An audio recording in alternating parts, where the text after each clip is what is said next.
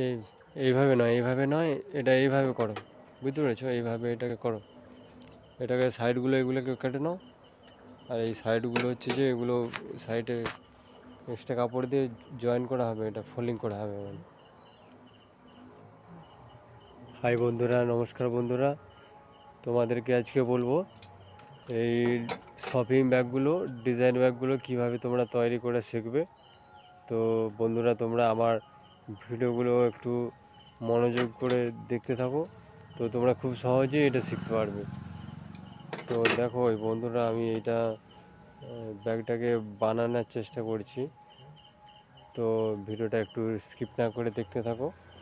তো দেখো বন্ধুরা, এটাকে আমি সাইডে এই কাপড়টাকে জয়েন করব, তবে এটা ফোল্ডিং করা যাবে, ঠিক আছে? তো হচ্ছে যে আমি এটা সাইডে মিডিল বরাবর এটা কেটে নিয়েছি, এটা মার্জিং করে নিয়েছি আর কি। আর এই যে যেগুলো কাপড়গুলো জয়েন করবো সেগুলো আমি মিডিল বরাবর মার্জিং করে নিয়েছি। তো এগুলো হচ্ছে যে জয়েন করে নিলে এটা একটা ফোল্ডিং সিস্টেম হবে আর কি, ফোল্ডিং ব্যাগ হবে, শপিং ব্যাগ।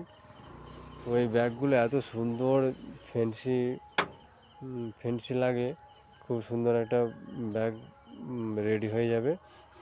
তো বন্ধুরা, তোমরা পুরো যদি কাজ শিখতে চাও তাহলে ভিডিওটা একটু লাইক করো আর সকলকে শেয়ার করে দাও, সবাইকে সুযোগ করে দাও।